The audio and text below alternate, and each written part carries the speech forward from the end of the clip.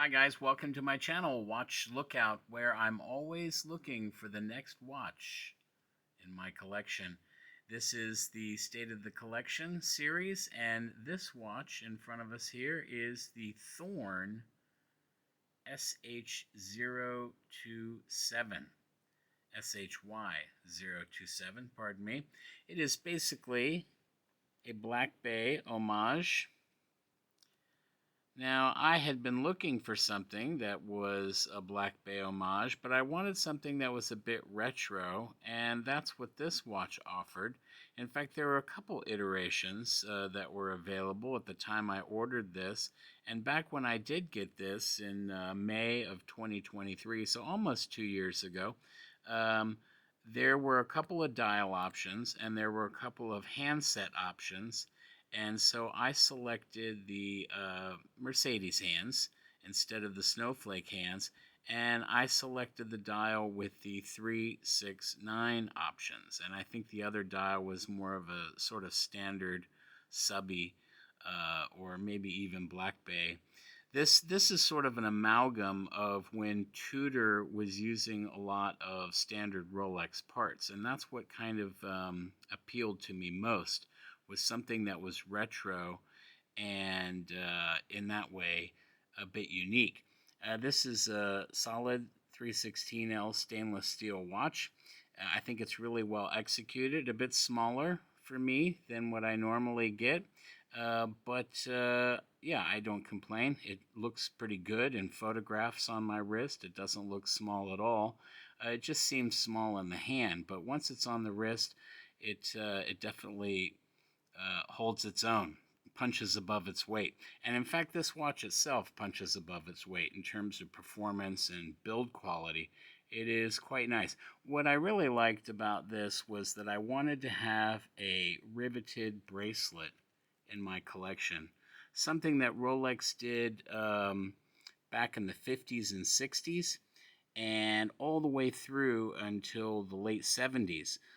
Originally, they had a Swiss bracelet manufacturer that did these rivets, and then when they had the bracelets manufactured in the United States, the steel inox bracelets, they also continued this riveted theme, and then I think it pretty much dried up towards the late 70s. And I really wanted something like that. I thought it would be a cool touch, and that's what Thorn gave me here for really cheap price. I mean, right now it's $125 on AliExpress, and that's probably about what I paid for it. It does feature an NH35A movement in it. It's been quite reliable when I've used it. This is a ceramic bezel insert. You can see here that we have gold gilt hands, and the paint on the bezel and on the dial itself is sort of a tan, sand, butterscotch kind of color. From a distance, it sort of looks like gold, and sort of combined with the patinaed lume on the hands and the dial, it sort of complements it. After I bought it, I did put some gold-filled paint in the bezel insert because I wanted to have just a little extra pop. I was disappointed that they didn't use that on the dial and on the bezel indices. But then I wound up removing it. I figured, you know, I think I was just trying too hard, so I removed that. This has been an excellent watch, though.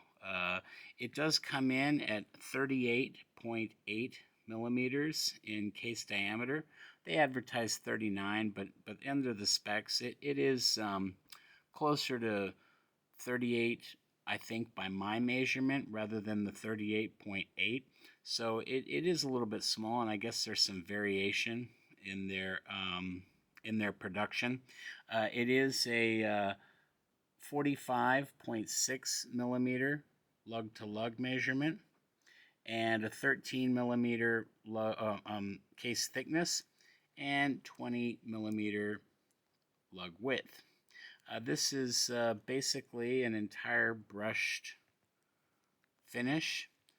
There are some little highlights there with chamfered edge, and of course the oyster style bracelet is all brushed, but for the fact that the rivets are high polished.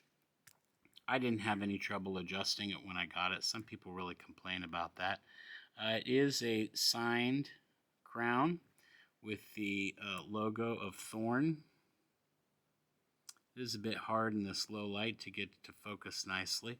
But yeah, this has basically been a great watch, and it does have obviously printed indices, but the lume application is quite nice. I have to say, it is bright green, so green in keeping with tradition of lume of that time. It does have a fabulous box top domed sapphire crystal. It does have blue anti-reflective coating, but it hasn't bothered me too much. I really love that box top crystal and the distortion that it provides there. I think it's an excellent touch. It does have a coin-edged bezel there, and it operates quite nicely. Very satisfying. I don't have any problem with the bezel alignment. The pip there in the red triangle on the bezel is also lumed, and it does a pretty good job through the night. I can see it fairly well. Runs really nicely, and it's got a nice sterile screw down case back and screw down crown. Really a fantastic watch for the price, 125 bucks. I think I paid somewhere around that. Perhaps a little more, maybe a little less. I'm not really sure.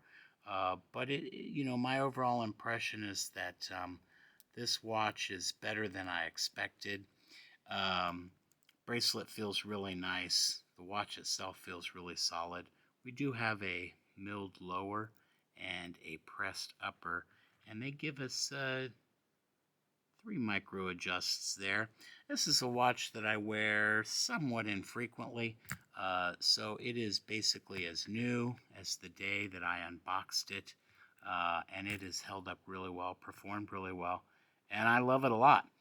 Alright guys, this is a short and sweet state of the collection featuring my Thorn SHY027. Thanks for hanging out with me. Please like, share, and subscribe, and I'll see you in the next State of the Collection video. Cheers, everybody!